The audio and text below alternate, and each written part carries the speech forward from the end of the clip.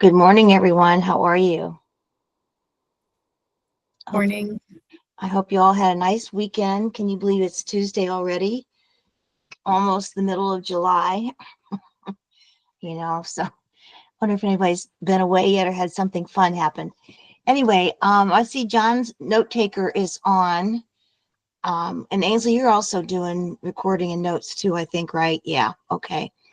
And I think everybody knows everybody so far. Is there anybody that's new here today that I can't see or we haven't? I don't know who the J's and the C's are that don't have their camera on. Hey Diana, really quick, we've got or Ainsley, we got to take the note taker out.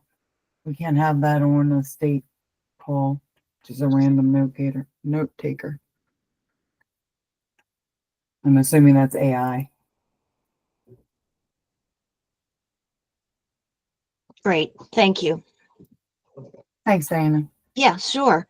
Okay, and so today we're really going to be looking at the draft number 5 probably, and also to establish our work group priorities, and that will move forward to the commission as a whole. So Ainsley, I don't know if you have any other background information you want to share. If you want to pop that up when you can.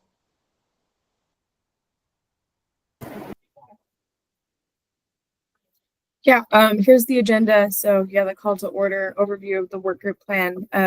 We've been meeting with the work group chairs to come up with a schedule for what each month is going to look like up until November, and then also a structure of how all of the commission recommendations are going to work. So we can go over that and then go over the interim report issues and prioritize them. And Diana has already started to do that a little bit. So.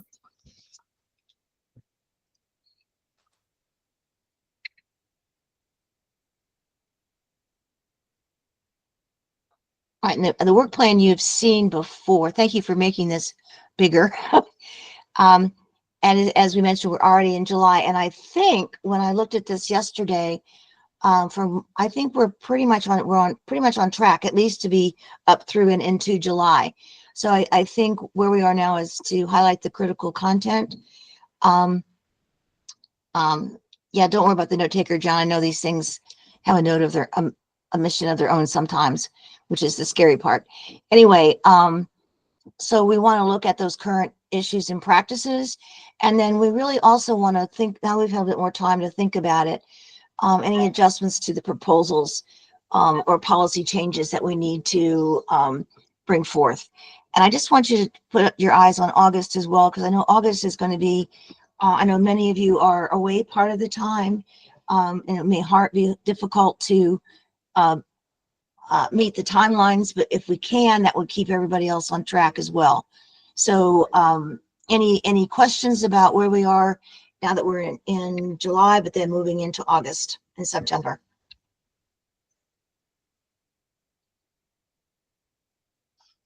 Any comments or questions? Okie dokie. Thank you for laying that out, Ainsley. That helps a lot. And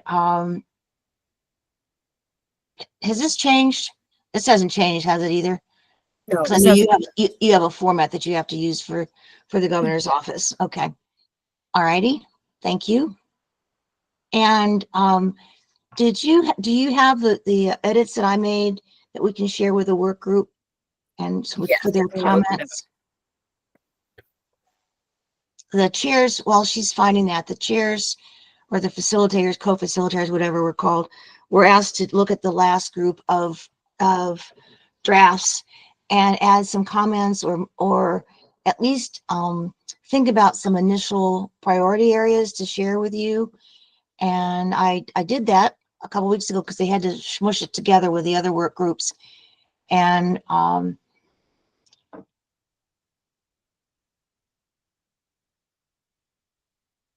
the things in red my comments? Yes. Yes. Okay. What I can do is I can walk through this. A couple things are semantic in that in the workforce development community, we're primarily not using vocational. I know that's been something that we've been using for decades and more than that probably, but we're thinking for the language to be current, but also to match other workforce policies, it's generally either workforce development or occupational programs and training. So that's what that language is in there about. Under focus, work group focus, I added after release, but also into follow-up.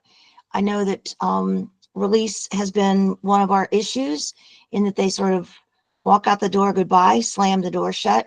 But the follow-up is also so important to addressing recidivism and other continuing issues of continued training or whatever we're looking at. We've seen that the decrease in the GED and its high school completion rates obviously impacts those eligible for occupational training programs. In the Life First cut, I put transitional instruction as the first priority, and it's a pretty broad area. And it included all the stuff that's there that you see. And I think that I was recently at a career development, workforce development national conference. And the good news or the bad news about any sort of workforce entry was the good news and the bad news about AI and its purposes, its functions, but it's also its deterrence. So thinking that our students and our participants are often so have so little information about ATM machines or AI that there should be at least some basic discussion of what AI is, so they also don't get caught up in the potential dangers that it might bring once they're back in the community. So, but there are some resources there that could support their job search and preparation. So that's in that section. We can come back to these for anything else you want to. Is there any more to this section? I don't think so. Oh, okay. A couple questions that I asked that I'm not aware of, if there is a sort of a statewide curriculum, at least an outline that each of the sites that do have transition instructors that they cover. And I don't know if those are specific outcomes or if that's something that just needs to happen, but hasn't happened yet. And I wondered too, if I know that there were pending transitional staff that were supposed to start July 1, and did they make it, given the freezes? So any comments or questions about that before we move on? Any updates? Diana, do you want me to answer on behalf of CE? Yeah, please. Yes. So we did have someone start, Ms. Janelle Johnson. She is supporting with re-entry back into the community through the first 12 months. And she does meet with the incarcerated individuals before they return home when they are behind the fence. And there is a transitional curriculum that we do use. Okay, is that something that the work group would be interested in just seeing an overview of, just so they're aware of what it is? Sure. Is it Maryland based, or is it something that came from other reentry programs? Or No, we wrote it. It's Maryland based. Yeah, okay. Yeah, if you don't mind sharing that with Ainsley, she'll get it out to everybody, just so we can be aware of what that includes. When was it last updated? About? I believe it's a fairly new curriculum. Okay, Like good. within the last year or two. Okay, great. Thank you. All right, any other comments or questions? And then otherwise we'll keep moving. And I have a chat box, but I'm not seeing anything pop up. So if I miss anything, please just, we're not too big of a group today. Please just say hello. All right, then again, this was a while back. And again, that was knowing when the state staffing was not as thin as it is now. But DOC themselves, through case management, had transition specialists or reentry specialists in some, particularly the previous centers, and I realize those are different structure now, that work specifically with home plans and making sure everybody had their IDs in case they had not been in school. And I don't know if any of that is still around or if that's something that we should look at, because it may have been a best practice at that time.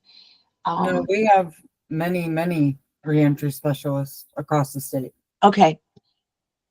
And how are they interacting with it? Maybe they aren't yet, just because of the new staff, the correctional ed staff is just. No, we're not. I'm not. It's totally different from correctional ed. Department of Public Safety has always had reentry specialists for many years. So, and we have an entire reentry division that Yes. has Great. many reentry specialists, and they're all throughout the state and that work at the different facilities. Great. So to your point, my question is then, do they have what you need, to, are they at capacity, or is there something that the commission needs to also address?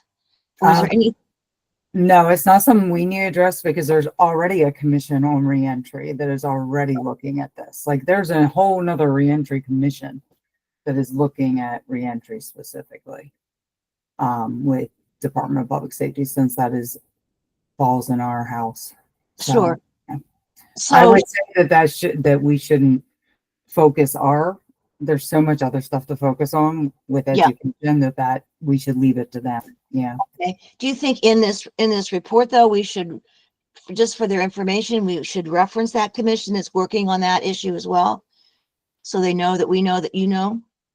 Or do you think that's necessary? Do you want to put in that there's another commission looking at reentry services provided by, to the incarcerated population? And do you remember what that one's called? It's like The official name, I'll take a look and see if I can find it and put it in the chat if I can. okay. Thank you. Thank you.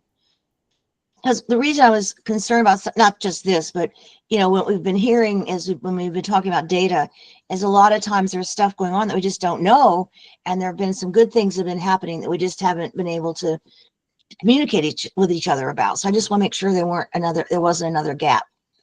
Okay. And one of the things I noticed when we were looking at some of the occupational training programs across the state, there was no talk about OSTC at all. So I don't know, is that something that we should maybe not address here, but are they still doing their standalone things, or is that an area where either correctional ed, are those programs up to date and what they need to be in terms of that research that we're looking at as well? It's incorporated in with all of our other programming and what labor provides. So OSTC is just another, Okay. One of the other DOCs in which we offer, occupational training.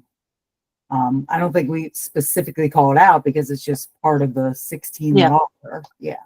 Okay. All right.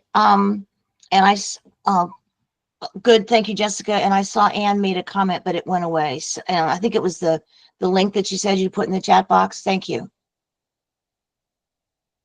Okay. All right. For this section, do folks agree that this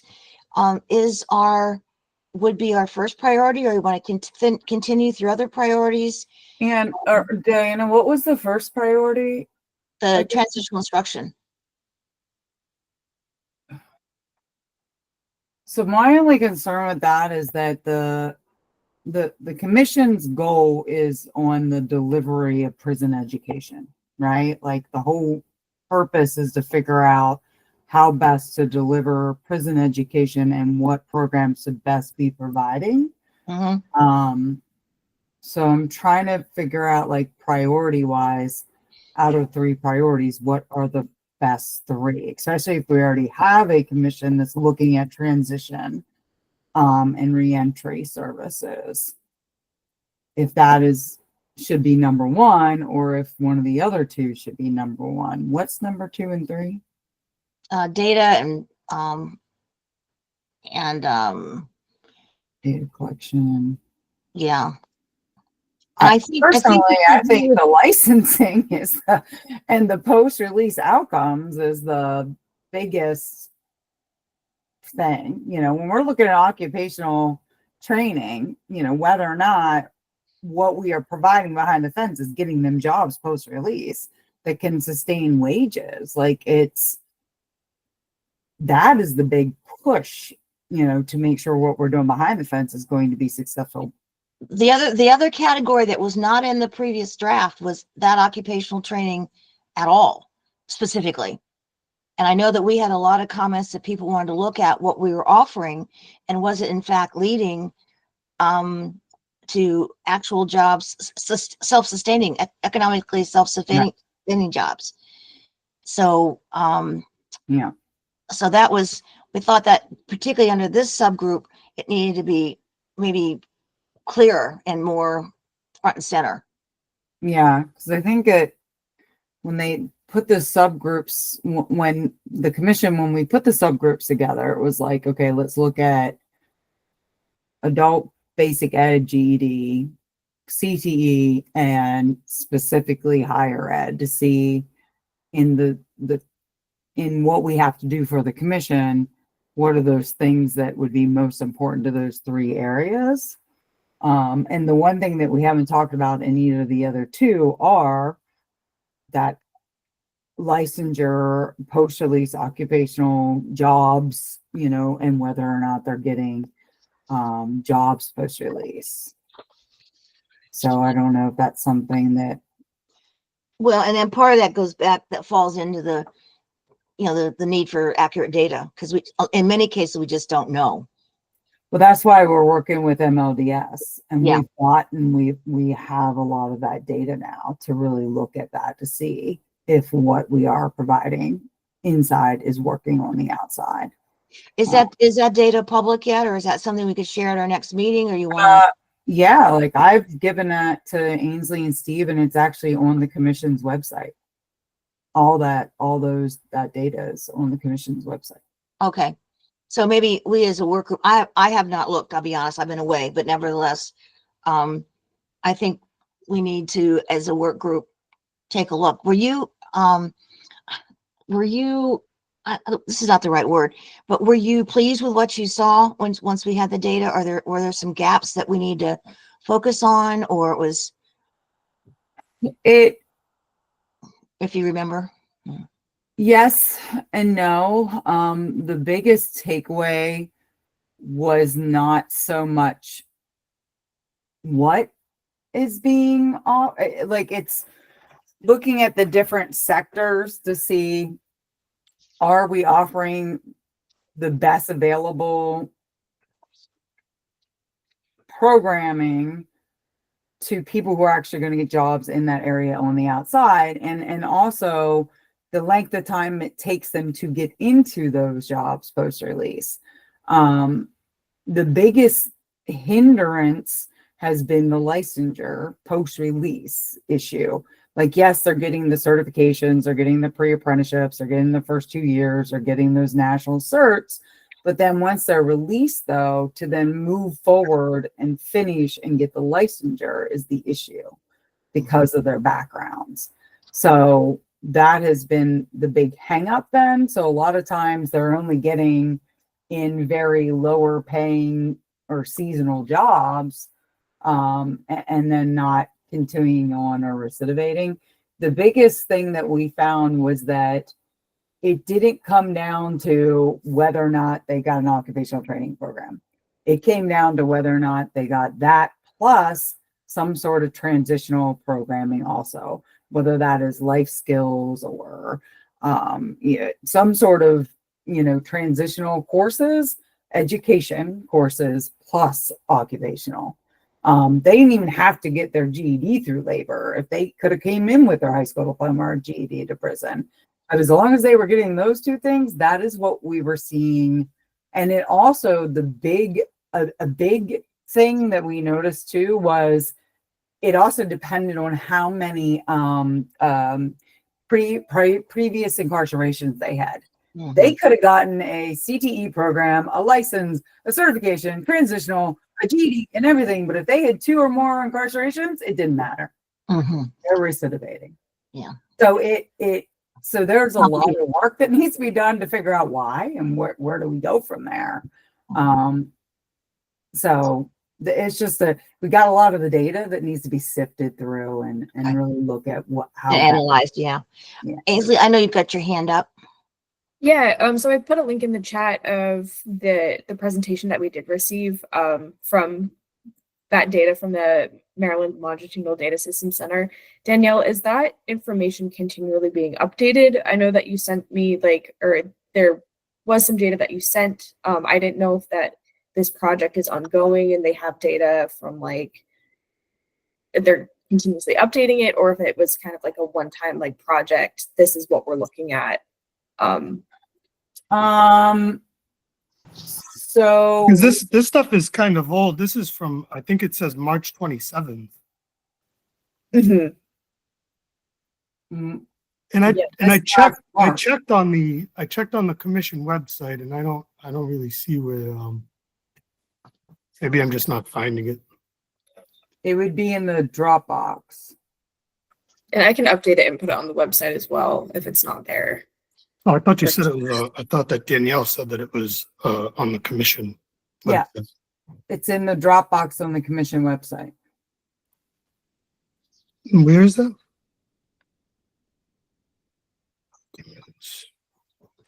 I can send you the link. It's also, so it is on the commission website. If you go down to Career Technology and Development Work Group and then March 27th meeting materials, it'll send you a link to that PowerPoint presentation as well. And then Ainsley, I sent also the Excel docs and stuff. I don't know if we ever put that in or if you just created the PowerPoint. I just did the PowerPoint just because the Excel was very information heavy. And you know, I thought the visuals were a little bit more helpful than just looking at it like line by line, cell by Right. cell. So maybe for the purpose of, our priorities, like particularly in this data section, thank you for the updates. Adam, I'll get you in just a second. I see your hand.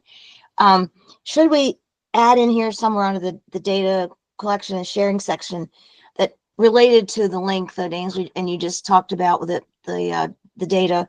Should we put in there the continuum analysis so that we understand what that data means or where the gaps are? So even though we have the data, is it complete, or do we know yet exactly what it means or doesn't mean? So the data is complete as to what we were specifically looking at in those data pools. We've done 4 over the past year and a half, 2 years. And then now we are drilling down further and looking at like ages and incarceration levels and previous work experience, things like that. So basically we did, the very first one was very, on the surface stuff. Did they have a completion? That's it. The second one drilled down further, third one drilled down further, and we just are continuing to drill down. But this is all being run through the governor and the governor's office and Department of Public Safety and Labor and MLDS. So we can only give out what we can give out, right? There are certain things that we still have and that we have gotten data from MLDS, but that has not been allowed to be released yet. Okay. Okay. So Okay. this is all I've been able to release so far. Okay. And that's important for us to know. Thank you. Adam, you're next. And then I saw another. Adam, go ahead.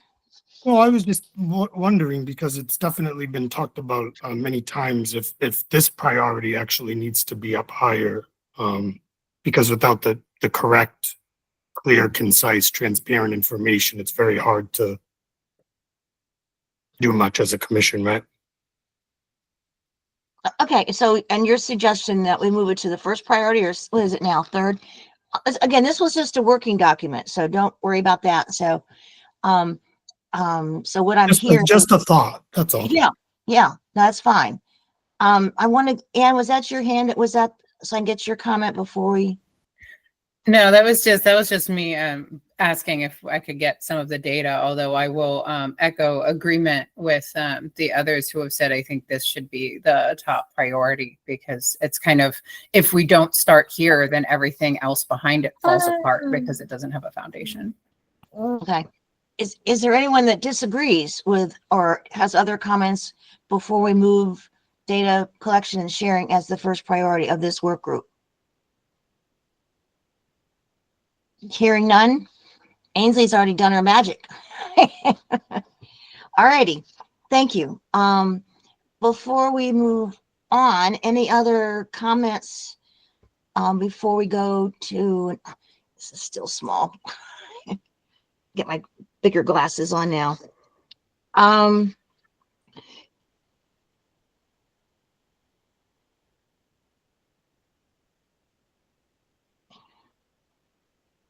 All right, and we had a lot of discussion of barriers to employment.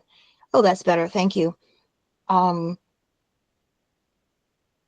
wanted to go back to, can you go back up a little to the one just above? This is where I put in the part specific to the occupational training programs and whether we need to have language of this spelled out within this work group. Because it's embedded in some places, but again, it didn't jump out at me. So how do others of you feel? Or what do you think?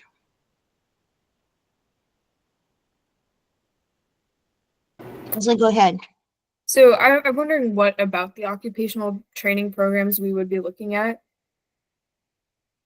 Well, kind of going back to what Danielle's comment was, what we offered, and now that we have better data, are at all places, are we, not all places, but at the places that we're offering things, are we getting the bang for our dollar? Are we getting, is it being responsive to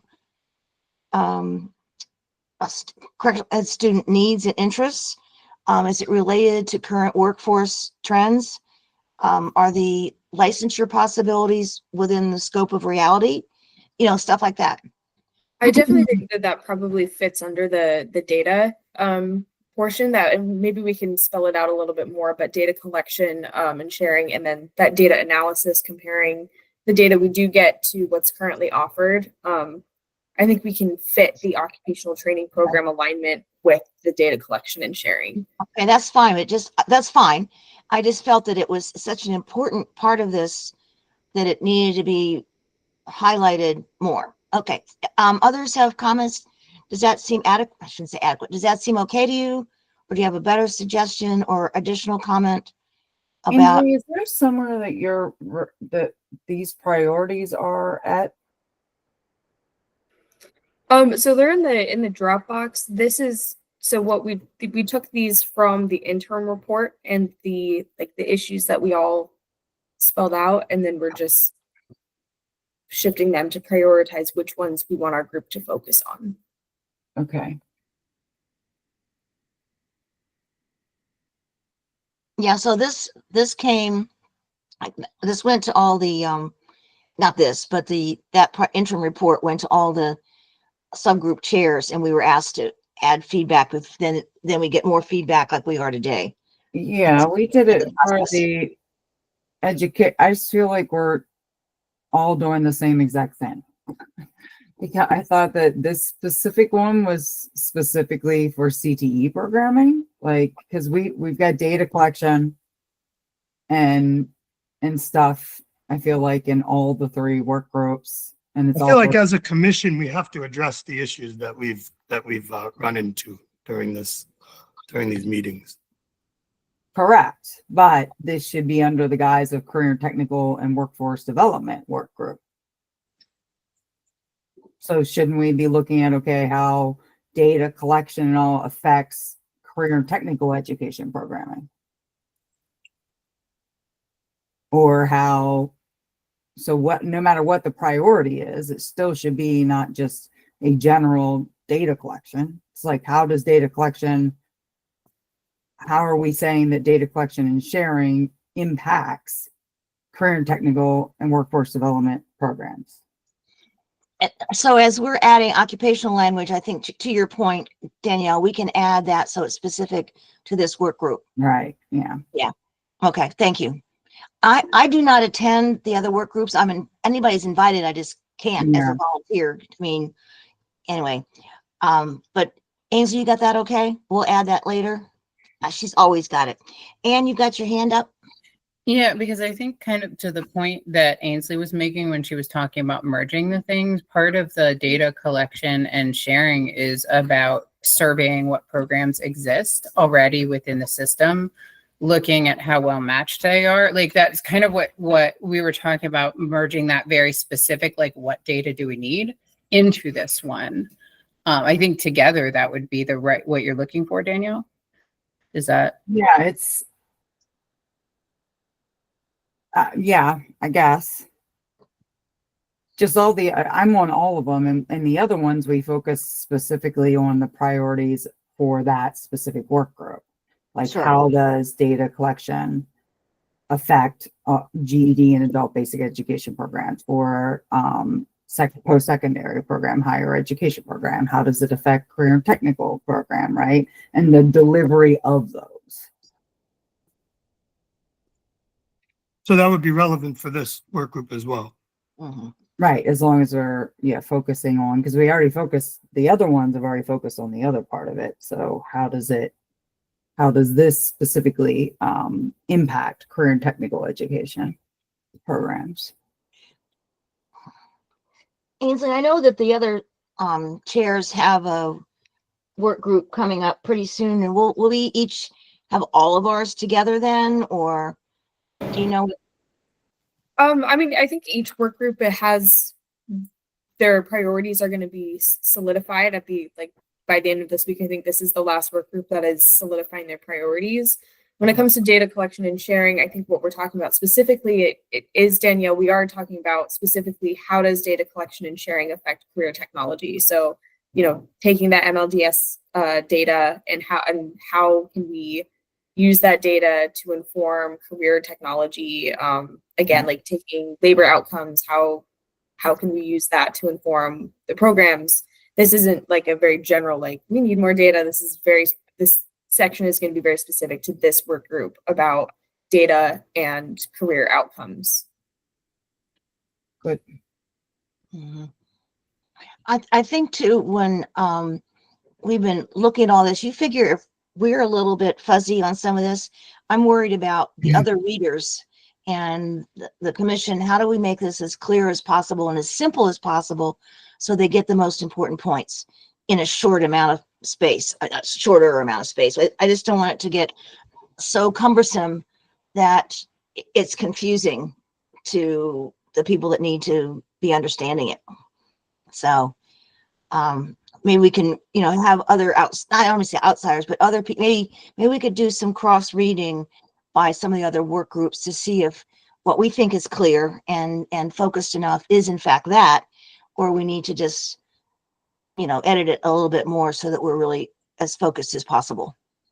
So, any other thoughts or comments? All right. What is the in the past grant funds provided or were required to track employment outcome data? It says outcome data such as employment, consistency, wage, and industry are key for program performance evaluation, but then it says in the past grant funds were provided or were required to track. And then the state has not sustained these functions once the federal requirements were completed. Does that mean like in the past, some agency just got a grant to do it, but then the grant ran up and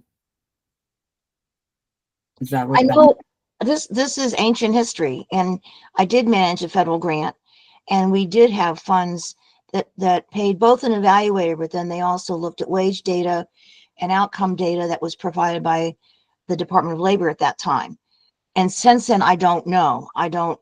But again, once that funding went away, so did that process. And I don't know what DUL picked up or what DPS, I just don't know.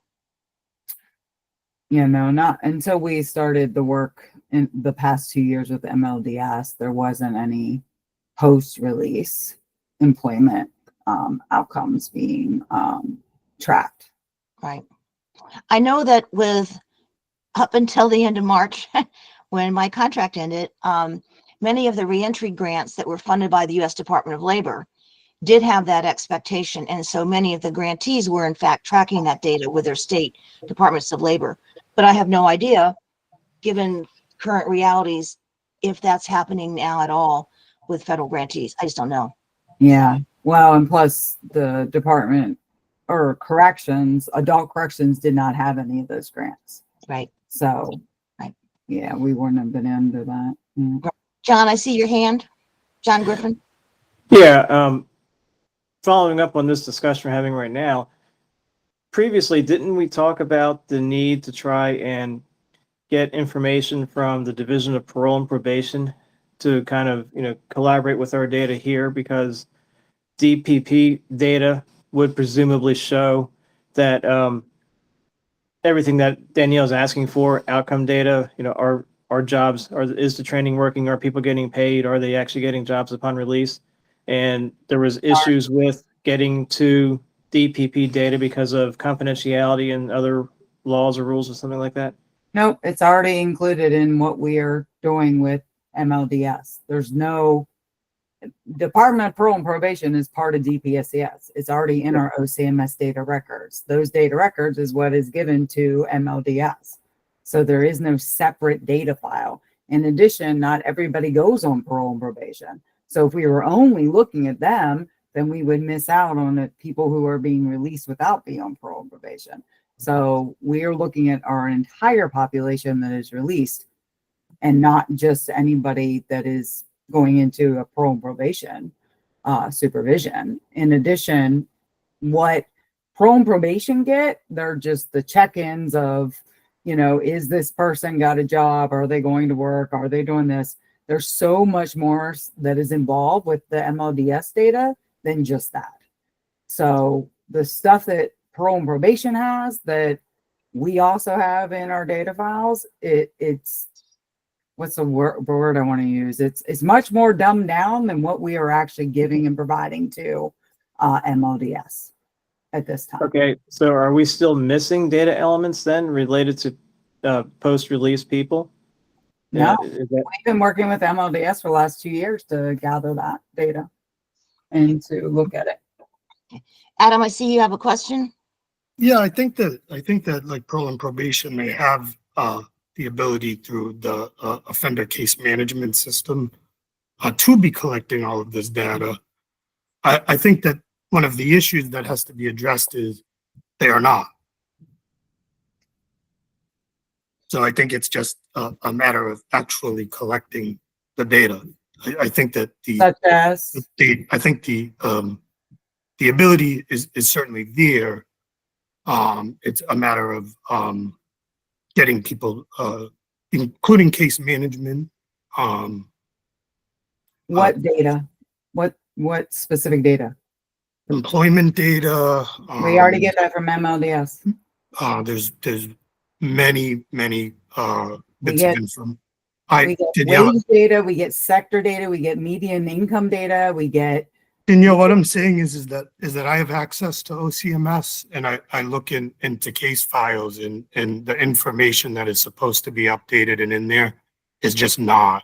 It's just right, not but in what I'm there. saying is OCMS is not the end all of all the data we get. We have just OCMS, which basically all we need is their social security number, their recidivism data, and how long they were incarcerated for.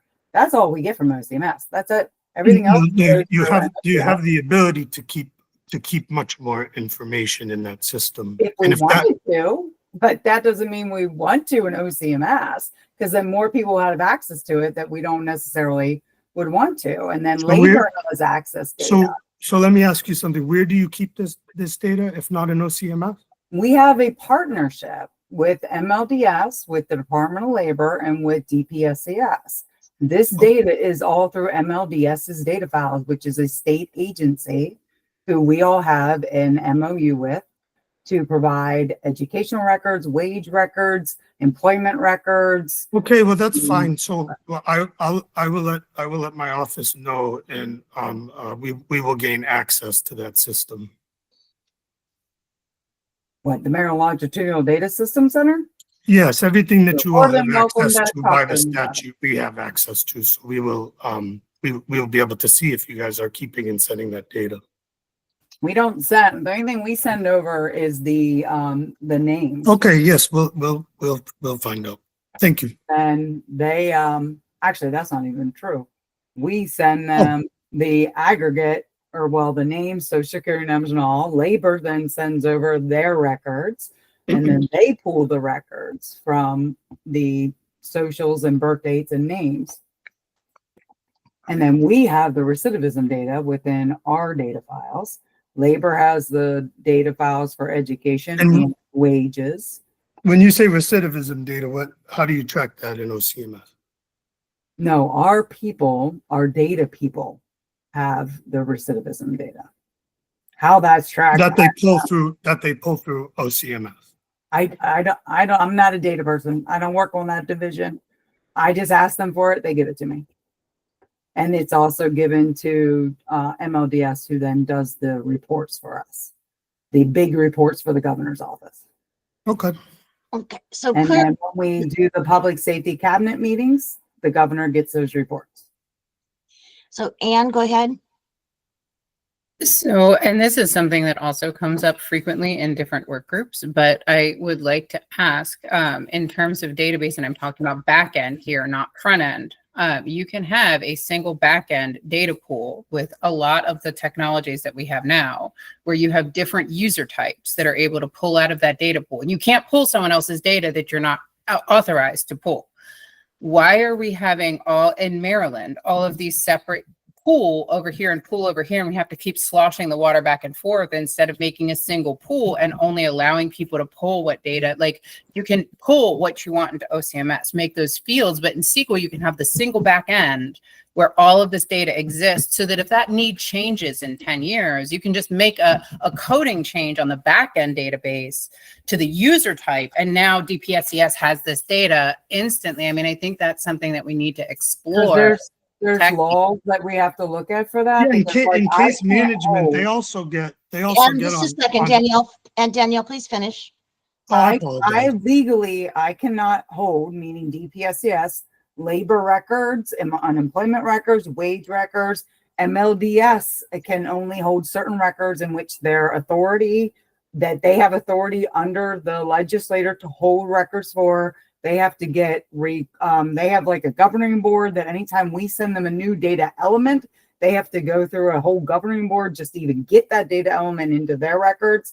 There are certain MLDS education records that are K through 12 records we are not allowed to have, so we cannot put that on ours. So there's reasons why they are integrated but not set in one agency. This is why MLDS is now holding all that, because they do have the ability to hold all that. So all the agencies send it to them, they hold it all, and they spit out the reports for everybody. But as individual agencies, we cannot hold all that data from the other agencies by law.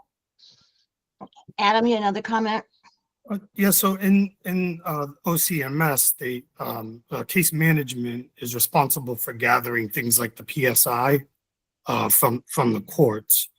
That's going to have a lot of the information that they're saying, that Danielle's saying is unable to be kept. A lot of that information is kept in some instances, not in others. And I believe, to Ann's point, that it would be that pool, because you're getting that information from case management, so you're getting that historical information from the courts. You're there with the incarcerated individual on their journey through their education, their occupational training. It could be entered at that point. And then when they're released to parole and probation, OCMS has the ability to keep all of that information upon release as the authority that is supervising the people in that instance. Again, only for those who are under supervision, but we also cannot hold K through 12 records. We can have that they got a high school diploma or got a degree, but we cannot hold K through 12 records. Oh, yeah, I think that people are looking to see that if we're not asking you to hold the record, we're just trying to see, do they have an education when they're coming in? We have Things like all that. Okay, clearly, data collection is still clearly an priority area that we need to clarify and get more information about, or figure out, or do something with it.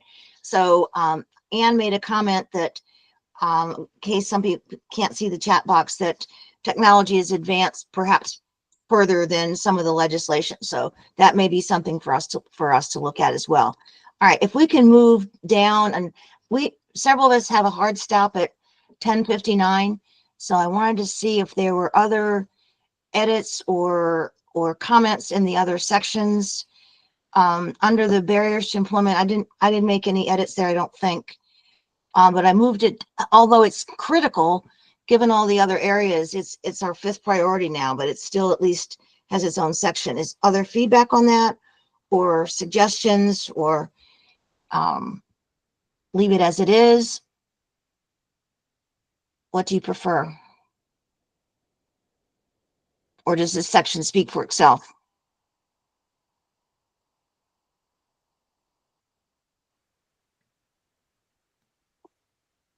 John Griffin? So I don't have a recommendation for what rank barriers to employment should be. I just want to make the following comment. Barriers to employment is a limiting factor in all of the efforts that we're talking about here. Mhm. An individual can go through all the education programs inside the fence, get a GED, get an occupational certificate, do all these wonderful things, and then upon release gets hit with these barriers to employment, which are very real. And it doesn't affect everybody who comes out, but it affects a substantial portion of us. So that is a limiting factor. It doesn't matter what you do on the inside. When you get out, if you have a criminal record, and if you're on parole and probation, which not everyone is, but a lot of us are, those are hard stops. And that's an area of stigma in the state. It's not necessarily codified in law, but there are policies that many employers have. There are policies that most of the state agencies and departments have that allow them to choose not to hire people who are on parole and probation or who have criminal records. It makes sense in some cases because, obviously you don't want a financial services firm to hire somebody who's been convicted of financial services crimes. That would be kind of silly. But, these policies are applied kind of at a blanket level where if it's discovered that you have a criminal record or that you're on probation, it stops there. No questions are asked. That's a data element that it's in a system somewhere, and as soon as they see it, you're done. It's a limiting factor, and I think we need to at least highlight that in this section. That the language says it may be problematic for people, but it's not may. It shall be problematic for people, and I think we need to update the language in that respect. Thank you for that comment, and we'll adjust the language because understood. Any other comments, feedback? Anne? The only thing when I look at the reentry and things that are entirely post-release is again back to that scope of work of the different commissions and the fact that we have that reentry task force that's kind of working towards us on this. And we are the Prison Education Delivery Reform Commission that's supposed to be building the bridge out towards them. So we are a longer commission than they are. I believe theirs is kind of a 2-year, I think. I'd have to look and make sure that hasn't been changed, but we've been extended. To some degree, I think you note it and you send it to them and you see how far they get in building the bridge towards us. And, in a couple of years, if their commission ends and they haven't reached us yet, then we worry about crossing over the line and reaching where they left off. But to do it in year 1, I would be concerned to invest too many resources on the reentry side and not enough on the inside side where there's nobody else doing the work. Thank you for your comment. Any other feedback?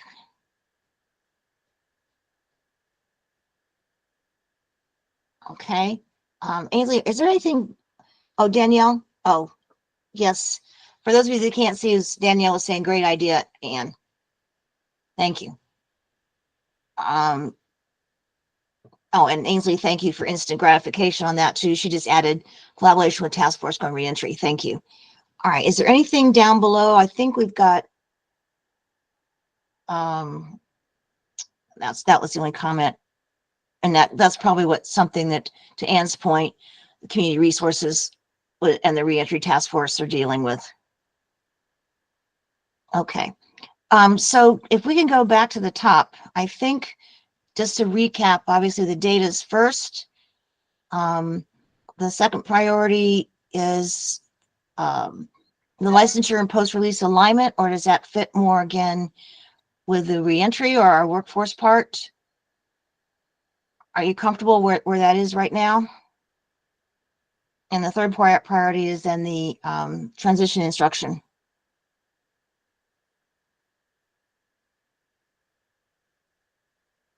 What happened to 4? 4 was the occupational that got embedded. So the 5th is now the 4th. Thank you. Right? This is more than enough to chew on. Any other comments or feedback for this draft? You'll see this again when it's been edited again. What's the timeline on that, Ainsley? Do you know? I can edit this quickly and get it out. I think our next steps are, to make a work plan for all of these priorities. And we'll do that within this month and, talk about and like start working on that work plan at our next meeting and, receiving data, best practices, doing research, all of that sort of stuff. And our next meeting is when? I know this one got changed because of the data meeting, which was important. So I believe it's July 31st at 10 a.m. That's our meeting, right? Yes. Okay. All right.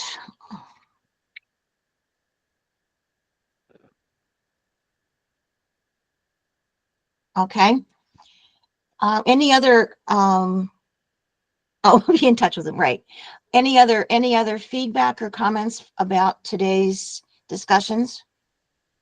Thank you for your input, as always.